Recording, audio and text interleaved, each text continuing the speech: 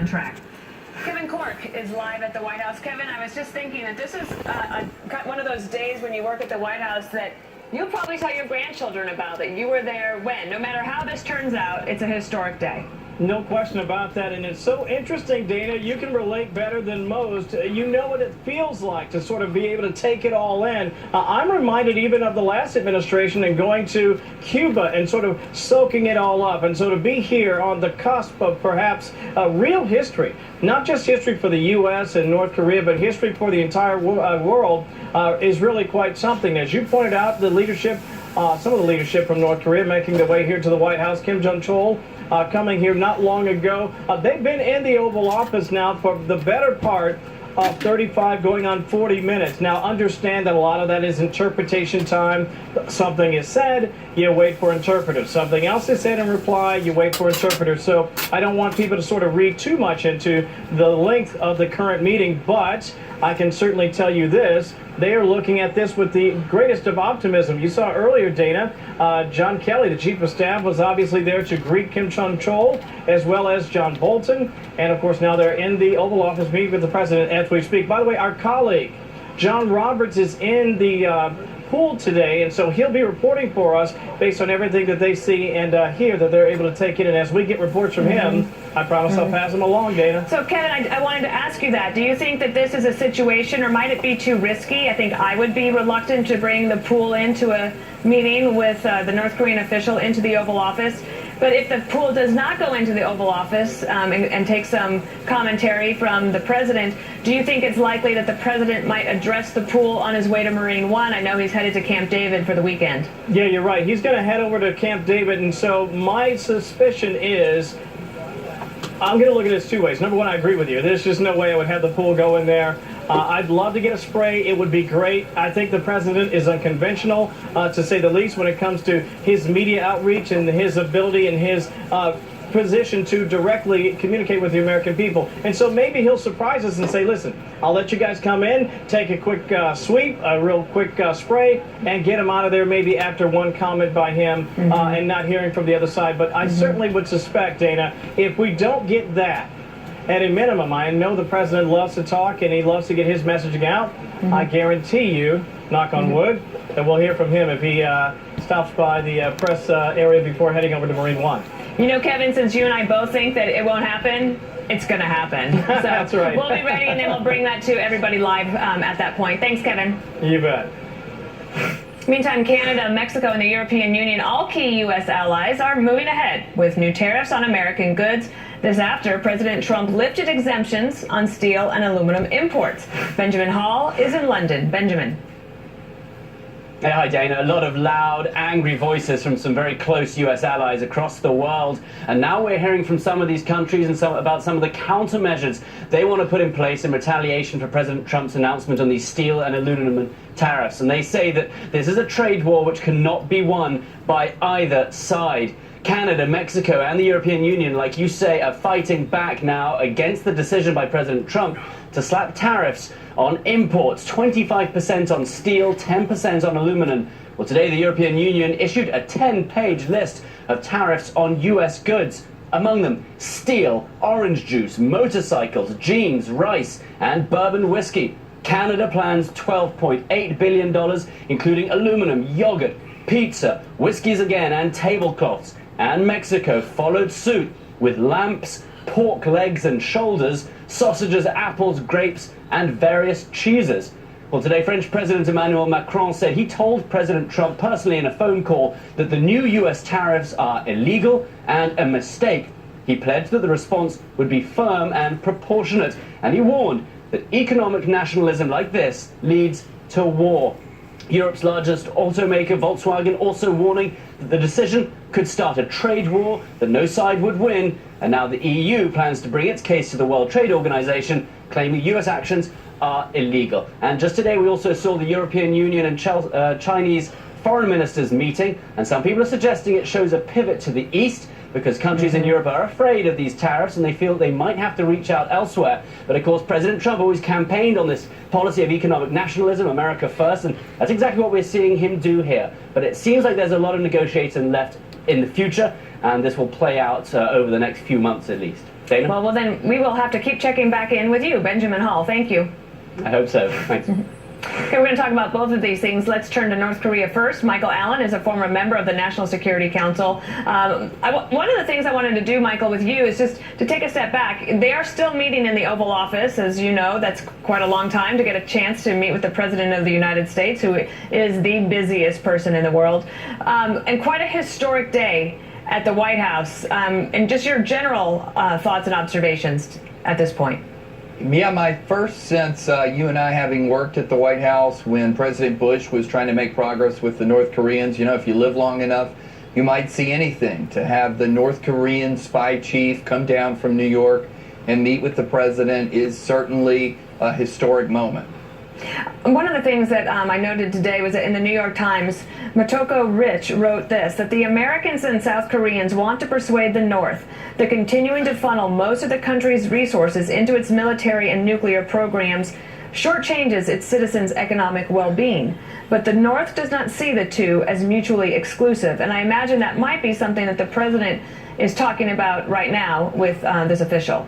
I think the thing that they're discussing right now, and it's going to be really hard for the North Koreans to get over this, is that they believe nuclear weapons are their insurance policy to regime survival. At the end of the day, what they want the most is to stay in power. They understand that that's what we want them to get rid of. I think they might be willing to make some concessions in exchange for economic inducements and the rest.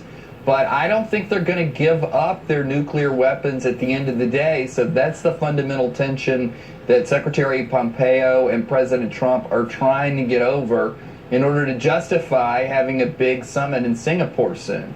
But even if this official, of course, he can't speak for Kim Jong-un, or at least can't be the final word, he'd have to go back. That's what they call shuttle diplomacy, right? So maybe the next time they'll meet is in Singapore. But even if that is a problem, right, that we cannot decide or agree what the complete, verifiable, and irrevocable destruction of the nuclear weapons and ballistic missile program can't be decided, is it still worth it in your mind to go ahead and meet on June 12th to actually talk these things through? Because at least if you're talking, you're not going to war. Yeah, I admit I was a skeptic at the beginning, but once Trump announced it, I guess I could see the logic here, which is that nothing else has worked before. And instead of trying to put a meeting at the end of a long, painful process, let's do it differently. Let's have the meeting at the beginning, see if, and as I like to say, test this new guy's intentions. He's relatively young. He's gotten at least some Western exposure through his education. I'm skeptical, others are skeptical, but I think the president is right to try and test this guy's intentions. Is he serious? Does he want to bring North Korea into a new age and help his country economically? Let's try it out. Let's look him in the eye and see if it works, but let's have a healthy John Bolton-esque degree of skepticism that this guy's going to put everything on the table for us. In the time I have, I was going to talk to you about trade, but I've got one more question about this that I think is worthwhile, and that is the role of South Korea. So it was reported that it's possible that South Korea wants to push for an end to the war. You know, they've never actually officially ended the war between the North and the South. To actually do a treaty to end the war. President Trump would certainly be a part of that. Assumedly, China would need to be as well. But the South Koreans think that that is inducement enough to get Kim Jong-un to give up nuclear weapons. I find that to be a little bit far-fetched, but I wonder if President Moon of South Korea has actually suggested that very thing to Kim Jong-un. I bet he has, and you know what? That's what worries me the most, to be honest with you. The only way we got here in the first place is the maximum pressure campaign. Sanctioning these people, getting the Chinese to turn up the heat. If all of a sudden we have flowers and peace flowing out everywhere in Singapore, it kind of sends the message of, you know what? It might be all right to start trading again with North Korea. It might be all right to set up sort of joint industrial projects and the rest. And that sounds wonderful, and I want to help their people too, not their government. But I don't want to take my foot off the gas when we've got a long way to go to get these people to give up their nuclear weapons. All right, Michael Allen, thank you for being here today, and I'll have you back to talk trade. Thanks. All right. So we're keeping an eye on the Oval Office. They're still in there, still meeting. And we'll bring you any of the news out of that North Korea discussion. And new pressure on Rod Rosenstein as Senator Lindsey Graham questions whether the Deputy Attorney General should recuse himself from the Russia investigation. I'm going to end that right here. I've got something to say to my viewers in regard to these meetings that are going on right now, which are in fact historical. First of all, unless you have been to various protest meetings, such as I have been in Santa Fe, New Mexico, protesting against nuclear armament out in the Los Alamos, New Mexico area. If you've never been involved in these type of protest meetings, you could probably care less about whether or not the world evolves and gets better, or whether or not the world evolves and basically self-destructs itself. It's really, really sad that these meetings that are occurring now should have been occurring back during the Ronald Reagan and Bush era, and that they should have continued on even throughout other administrations, regardless whether it was the Clinton administration or the Obama administration, the young Bush administration, that these three administrations has failed to analyze the seriousness of the situation to the point of understanding that one nuclear bomb going off could be devastating to the whole world because of the electronics and the satellites and the other type of cyber data programs that we have in progress, that it could absolutely be devastating to the world. These meetings should have been way in behind where we are right now, but because of a bunch of superstitious, lukewarm people over here in America that did not care about our state's interest or the world's interest, our hand has been forced to be played in the way that it's being played right now, which is extremely sad, because anytime society, as the Homo sapiens, does not do according to the will of the Creator that created all these things, and you got to admit we're part of that creation, that's whenever we see sudden natural catastrophe disasters occurring on every level imaginable, to the point of when we get rain, we get too much rain. When we don't get rain, we don't get no rain. It goes from one extreme to another, towards being either too hot or too cold, too windy, too this, bugs, eating up our crops, all the other atrocities that has stricken this great land of America, pertaining to divorces and killings and shootings and kids killing kids and in schools, and seeing our infrastructure being depleted, pertaining to our roads and our bridges, and seeing our county, state, as well as local, federal jails, prison systems being overwhelmed by all this illegal, aggressive activity that's going on over here. Whenever you get anything out of balance, this is what happens. this is what occurs. For every action is a reaction. And it doesn't matter if it's the lava that's flowing out of the Earth's core over in Hawaii that is creating a cavity or a void that will probably have the results of a major, major catastrophic earthquake. God has showed me that there would be an earthquake right here in the New Madrid Fault area. Thus saith the Lord, pertaining to it being as bad, if not worse, than what occurred in 1811, 1812, pertaining to the mighty earthquake that formed the Reelfoot Lake that caused the mighty Mississippi to run backwards for 3 days and nights. And of course, you've got other fault lines pertaining to out in California and up towards Russia, and other fault lines over in Pakistan and Afghanistan. And I mean, there's titanic plates that make up the earth, and the earth is like a living, breathing entity in and of itself.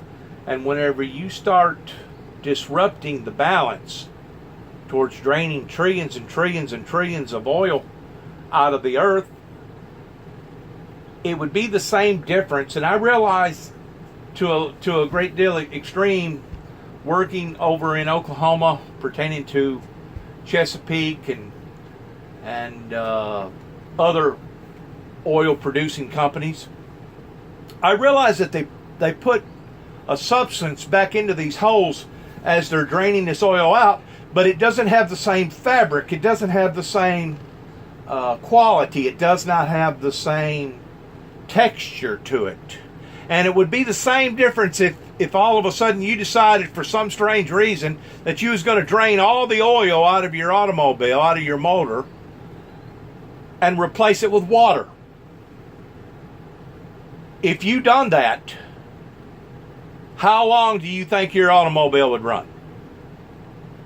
Once more, you're putting back a substance back into the chambers of your motor, but it's not the same quality. It don't have the same texture. It does not have the same buoyancy about it. And because of it, it does not do as good of a job. I still say, whenever you get to looking at global climate, that we are doing as much, if not more, damage towards heating up the earth and the atmosphere of the earth from underneath the ground where we are walking, pertaining to draining trillions and trillions of gallons of crude oil out of the earth. We are doing as much damage to the earth by doing that as we are towards all these chemtrails that airplanes leave actually up in the atmosphere 2 to 3 to 4 to 5 miles above our heads. But getting back to what's going on right now, this is a historical moment, and we do hope and pray that it will evolve in the right way towards disarming the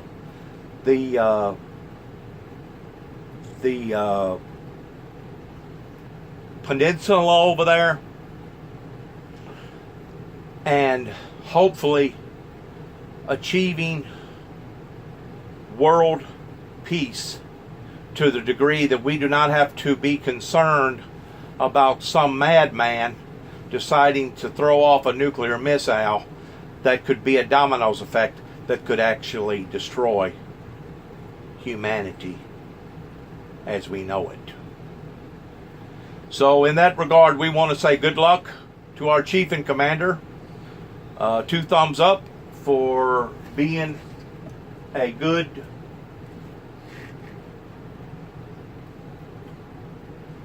representative for the United States people, and hopefully in the national interest of mankind as well as the world, we can accomplish and achieve the things that need to be achieved in the 21st century in June the 1st, 20 and 18 that the Windmill Ministries Missions looks at and supports those endeavors. Thanks again to my viewers. Good luck to all of us. And may God have mercy on all of us who are striving towards the same goals in liberty for all, peace and utopia, the things that the King James Version Bible preaches and teaches and tells us about pertaining to brotherhood, being my brother's keeper, and doing that in which what God has called us to do. Thanks again for your time. Good luck to all of us, and shalom.